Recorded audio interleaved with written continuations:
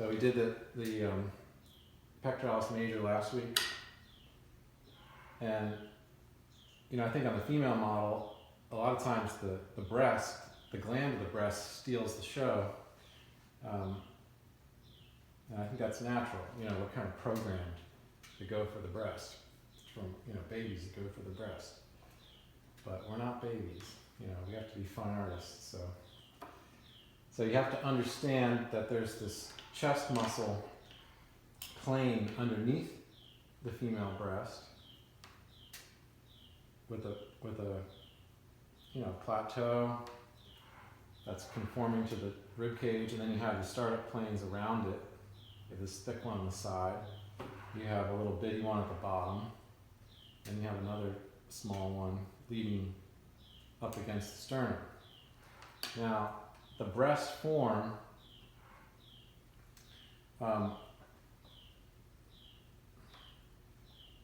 it's very soft.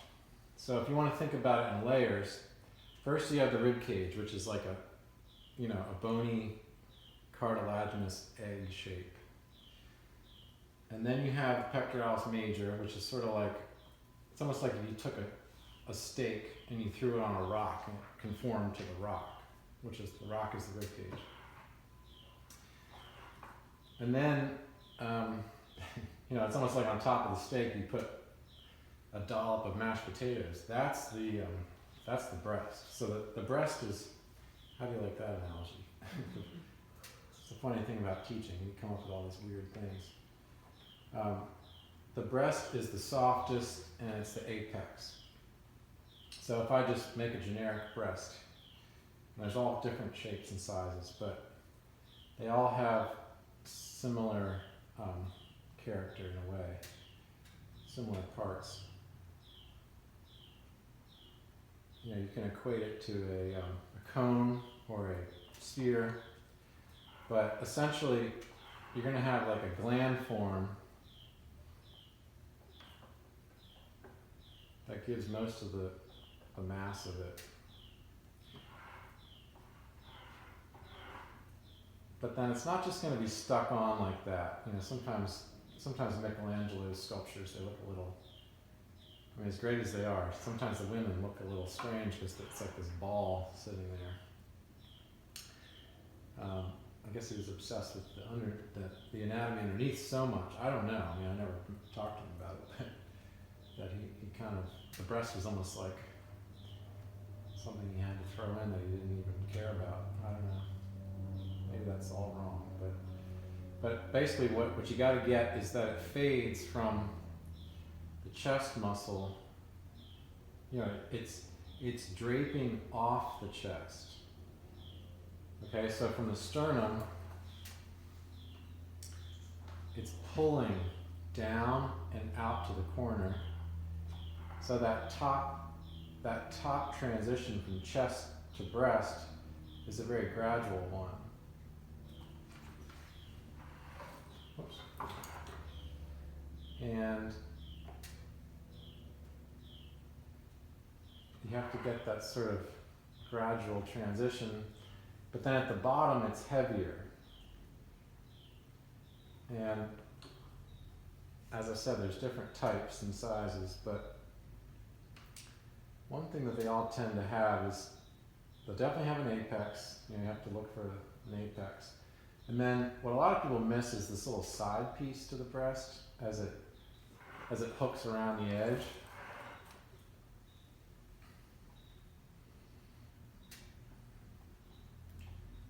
So it's heavier at the bottom. So the plane change really occurs at the bottom where it's heavier. We have like a real downward plane. But that verb drapes. It drapes from the chest. That always helped me. Think about it being soft and in a way, it's hanging off the chest. It's conforming to it, but it's draping.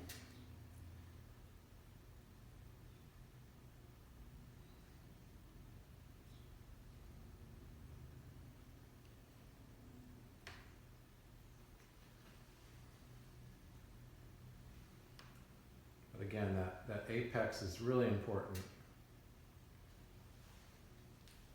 And then, you know, if it's a heavier breast, bigger breast, you'll have more of a crease at the bottom. Now, if it's small, petite breast, it won't even have a dark accent underneath it. But here's that side piece that I think is missed a lot. Where you know, what you basically see is that the chest muscle, you know, that startup plane to the side of the chest muscle, that's coming down. That's coming down like this, and then the breast, it's sort of inserting into the breast form like this. So they interlock on the edge. Rick, your Oh, okay. Yeah, your head's a little in the way. So they sort of do this. Hmm. That's what's missed.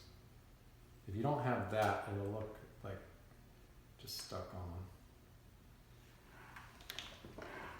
You know, and I would keep the breast rhythmic. I mean, in a way, it's sort of like one of those chambered nautilus shells. You know, you could spiral. I remember Cedric showing me how the breast, you know, it's sort of like, if you start at the apex, you can maybe spiral all the way around it, and then go out to the deltoid. You know, it's like a hurricane, or that golden mean, whatever. Okay, so look for, even though it's just, it's a detail, it's still organic, and it's in concert with the greater whole.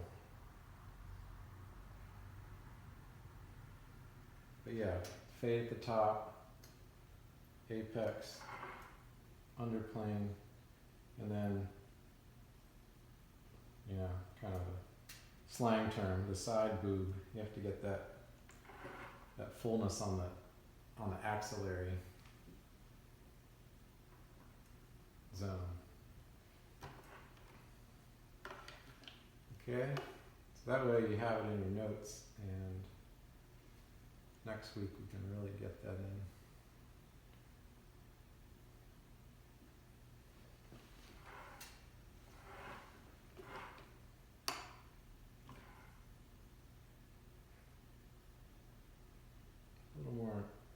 A little more flow there.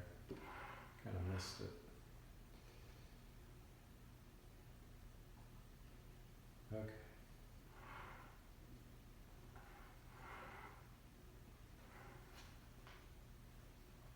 I mean, you can perfect them for a long time.